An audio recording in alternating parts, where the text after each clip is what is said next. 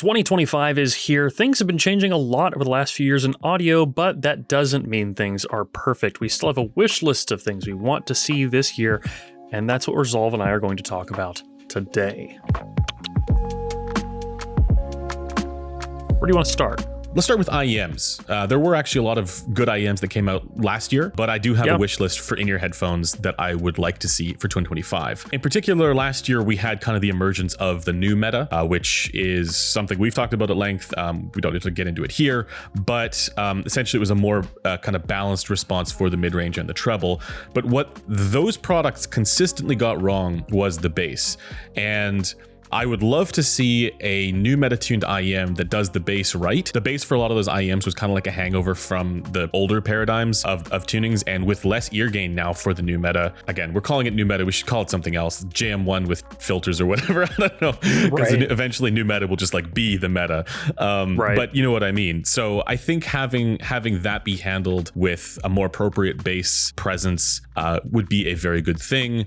And when I say more appropriate, I mean like sloping up into the sub bass, but not this sort of unhinged, ridiculous bass that drowns out everything else, because that tuning itself is actually very, very good sounding. It sounds natural and detailed at the same time. Mid-range textural qualities come through where if you switch to some of those older IEMs or the Harman style IEMs, it sounds lean by comparison or, glaring by comparison. So loving that trend. I want to see more from it, and I just want the bass to be handled a bit better. What about you for IEMs? Honestly, I still love MegaFest. I really don't have any wants in the IEM world. I mean, maybe a true wireless that is both well-tuned but also has an interchangeable battery would be excellent, because it's kind of the biggest problem I have with all the true wireless IEMs on the market right now. A lot of them do have EQ apps, so you can tune them and all that, but when the battery's done, you have to toss them and get a new pair. So I would love to have a true wireless with a interchangeable battery, one that's repairable. That would be really, really nice. Yeah, and on that same note, I would love to see a true wireless IEM come out that competes or beats the Apple AirPods Pro 2, and so far that hasn't happened. I want a really good sounding sports IEM, or like a gym IEM, if that makes sense. Active IEM, yeah. And for anybody who's like, but the Samsung Galaxy, no, nothing has beaten the Apple AirPods Pro 2 for sound quality in the true wireless space. Everybody else is wrong. I'm just being a dick. But really, I mean, it is that. It's like, something that people who want to go to the gym, want to go outside, want to touch grass, can enjoy. And currently, that market is so woefully underserved as far as sound quality is concerned. Maybe because they don't care about sound quality. I'm just the picky one, but you get the point. I don't have a big wish list for IEMs, but I do have a wish list for a few other categories. Yeah, let's go into the next one. What's your next category? Closebacks. I love closebacks. And last year was a decent year for closebacks, but more could be done. Much more could be done. I feel like a lot of closebacks are still somewhat lacking in terms of ergo. I feel like the tuning's getting close, but it's not quite there for a lot of them. They're getting better, and I feel like a lot of them are still a little too heavy. And if you tweak all three of those things, because I feel like closebacks have just mountains of potential. I think having the isolation, having a kind of a darker background, so to speak, where you have less noise around you to be able to compete with the music you're listening to, I think it really helps with a lot of things. And I love a good closback headphone. We're getting there. FT1 was good. FT1 was good. I use the 620S at the office pretty regularly when I'm doing meetings and things like that. I still love the 7506 with the Axie pads on it. There's just, every closback is missing something. I mean, basically one of my favorite headphones on the planet's closback, though. I still use E3 every single day at home. That is literally the headphones sitting on my desk at home. That's just been on my head every night. I have a wish list, or a wish for closebacks in particular. Yes, we all want the same kind of thing, which is we want more competent, well-tuned closebacks. But my wish for closebacks is mechanical designs that allow for them to be more consistent across heads. You're always going to run into issues with the fact that it's a closeback, which means that you're going to have to deal with leakage effects and higher acoustic impedance. But I feel like there are certain designs that are, more inconsistent, and other designs that are more consistent. And I would love to see certain mechanical designs or cup designs that allow for more uniform performance across different heads. Yeah. And because most folks are not really testing that, I feel like that is a category of evaluation that a lot of the manufacturers have not sufficiently indexed for. And I'd love to see them start to. So that's my wish list for closebacks. And here's going to be a recurring theme that I'm going to mention several times throughout this. Price. I would love to see more budget-friendly, excellent closebacks coming out. Things that'll compete with like the FT1, because not everybody can afford an E3. Not everybody can afford a Noir. If you like the Azuris, not everybody can afford the Azuris. Not everybody can afford the 620S. And even if people can, it doesn't mean they want to spend that much. So I would love to see more and more competitive, competent, affordable closeback headphones coming to the market. That would be really nice. And it's funny you mentioned that, because on that note, I actually think that we could even go the other way with this. Let's get into open back headphones and what our wants are for that, because as much as I think you and I agree that like it would be great to have more, competent stuff in the like $300 price range, or, even lower than that. One thing that was also missing last year, I felt at least, was like something that was truly kind of game changing in the high end for open backs. We did have some, releases, but there was always some sort of compromise somewhere, right? And whether it was to do with ergonomics or weight or power requirements or whatever, right? That's a big one. Yeah, and a long time ago, like we had these flagships come out, like HD 800S and Susvara and whatever. They all, or Utopia, whatever. Pick your favorite high end headphone that did something special. And I feel like these days, a lot of the time, the high-end stuff is just like, let's slap a high price tag on it. We'll make it look nice. And then there you go. There's your high-end headphone. It doesn't actually do anything groundbreaking. And then, the answer there might seem, oh, well, the mountaintop has already been reached, but that's not true. And this is demonstrable. Even if I know you don't get into EQ, but like for anybody who gets into EQ even just a little bit, you'll know that, there is still more to do with open back headphones. And the high end may allow for the space for experimentation, and I'd love to see somebody hit that. Well, the other thing, I kind of go the other way too. I feel like there's plenty of good open backs. I mean, there's not one that's going to like completely obliterate the industry, but nothing has dethroned the 6XX yet. And I would love to see something super ultra budget friendly that is just a beast. I think there's no reason that a good 6XX replacement hasn't come out yet. I mean, it's expensive to build a headphone that cheap, which sounds kind of funny when you say it out loud, but it's true. Building something inexpensive is expensive. The flip side of that is I still feel like all the really good stuff is just too damn heavy. I don't think there's any excuse for things to be like 500 to 700 grams anymore. I mean, like there's some things that are that heavy that I still highly recommend. The tungsten is behind me, and I think that thing's incredible. And I know almost all the weight in that is the driver, but I still feel like there's too many headphones are just too heavy. Things need to be lighter. It's absolutely true. Absolutely true. I'd say like the cutoff should be like no heavier than like 500 grams. Even that is like, you could say no heavier than 400 grams, because like they don't need to be heavier than 400 grams, Well, and look at what Audio-Technica has done for years. I mean, they've made tons of headphones that are like between 200 and 300 grams, and a lot of them closer to 200 grams. It's completely doable. And a lot of people praise how light those are. Look at the R70X. Isn't that like 200 and something, like 204 or something like that? 210 grams. But it's an interesting point you bring up, because we do see, headphone manufacturers, as they mature in terms of their design, those are things that they are looking at. Like I'm thinking of, Focal just recently moved from the older sort of larger style to this newer headband design, smaller overall footprint of the headphone, but significantly lighter, like with the Azuris and the Hedenis. And I think that's a signal that like, there might be something special and premium about, these heavier feeling products, but overall it's like the actual usability of these products, the lightweight designs are better. And they are. It's nice. Yeah. And so my wish list I would echo what you're saying there. My wish list for all headphones is that their ergo design, focuses on lightweight. Please focus on lightweight. Yes. Lightweight, better tuning, lower cost. Those are the three things that I'm going for across the board. And you'll see that trend again, because I actually have another category that we don't usually talk about that I want to mention just a little bit. Speakers.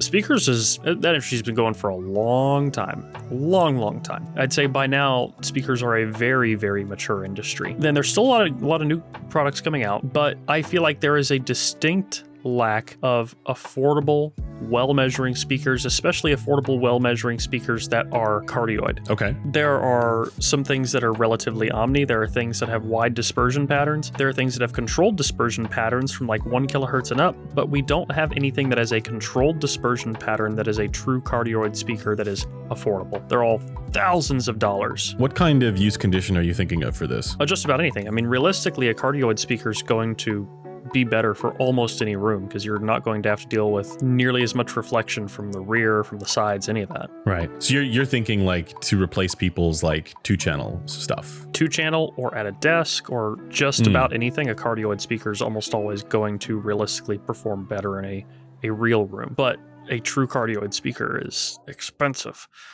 So there's lots of great companies out there making budget-oriented speakers. I mean, look how many people love things like the iLoud Micros or the Kali LP UNFs, the LPV6s, the 306P Mark II, the Mica RB42s, that kind of stuff. Someone could make a cardioid speaker at this price range. It could 100% be done. I'm just not seeing it on the market. And maybe that actually already exists. If it does, let me know in the comments down below because I would love to check that out. But that's something that I feel like is really missing in the budget end of the speaker world, is a truly well measuring and affordable cardioid speaker. Okay. I have another category for you. Okay. Over-ear wireless noise canceling headphones. Cursed. the vast majority of them are really bad, like really bad. And even the ones that are good for their function are bad in some way, or like there is some sort of deficiency. And it has nothing to do with them being wireless. No.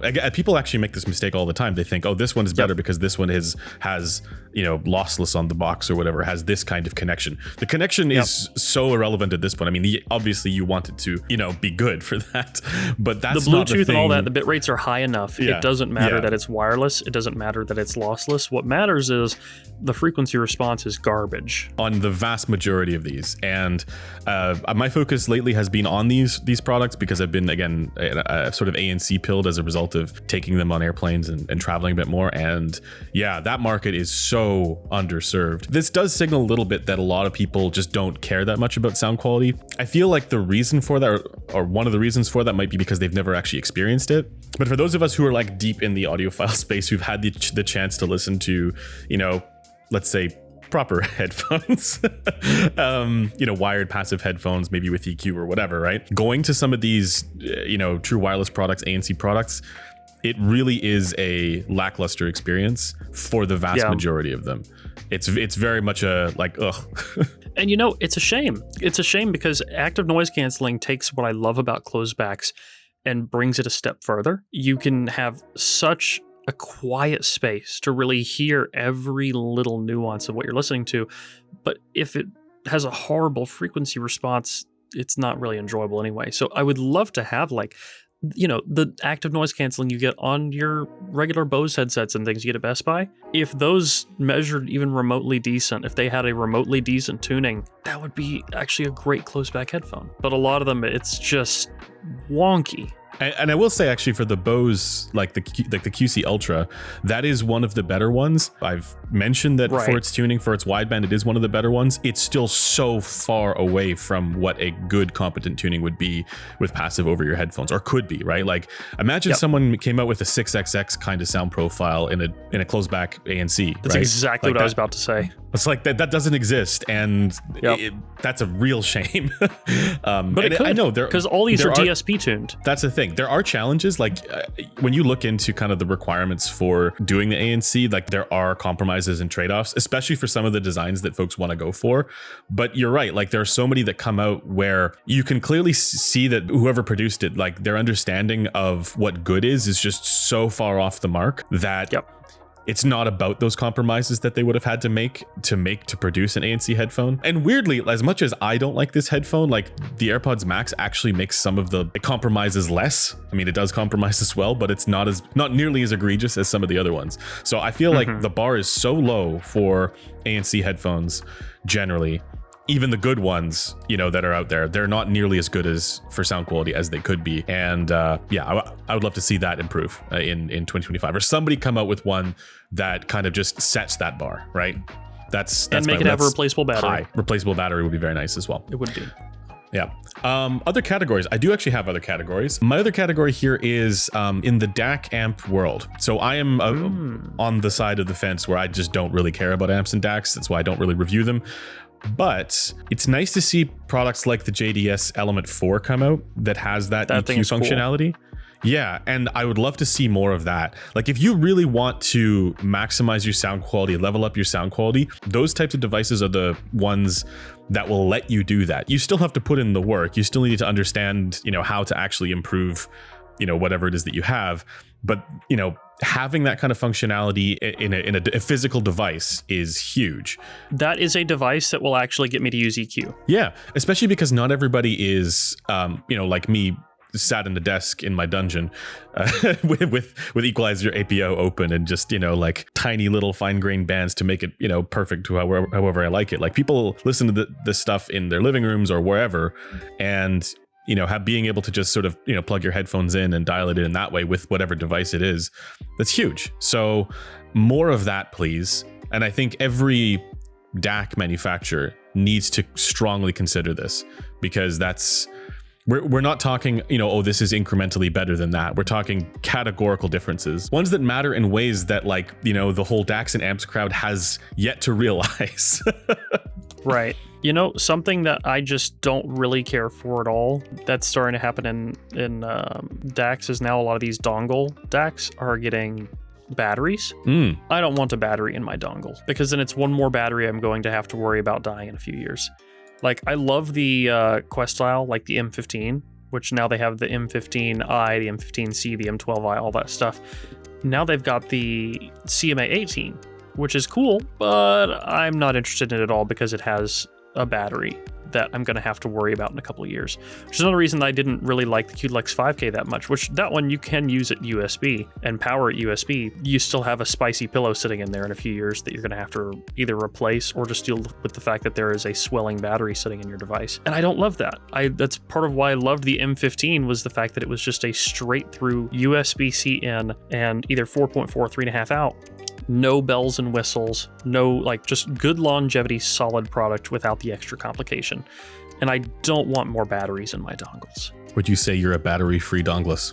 I'm a battery-free dongless, yeah, I would say that. What if it was a removable battery or like a replaceable battery? If it's replaceable, sure. And yeah, if it's removable, sure. But is anyone really going to do that? Because I feel like I've only ever seen maybe a couple of audio products, not more than a couple, but just a handful in the whole industry that let you actually change the battery or will change the battery when it breaks. So Cord will change the battery with the Mojo. Focal will with the Batiste. There's not many others where they will either let you service the battery or will replace the battery for you when it breaks. A lot of people are just like, just throw it out and buy a new product when that one dies. And I really, I don't know. There's a whole subreddit you've probably heard of called Buy It for Life. And there's a lot of things like that on the internet. Like, I like to buy things that last me forever. Like, I did a video recently talking about these calipers. I like these calipers. They don't have a battery. These calipers will last me as long as I don't, accidentally walk into a volcano with them. And they'll probably survive that longer than I would, because there's no electronics, nothing to break. Give me products that are simple and long lasting that I will never have to replace. It's why I love the 6XX so much. All I need to do is replace the pads on it and keep on using it indefinitely. So it'd make you an extra crispy battery-free dongless. I would be very crispy, yeah. Probably actually extremely unrecognizable. Yeah, but delicious. Would I be? Is there... Toasted. You want to tell us something? I'll let the audience figure that out. What else? Do we have any other categories? Are there any other categories of audio type There is, and products? It's one that I think that people wouldn't really think of right off the bat.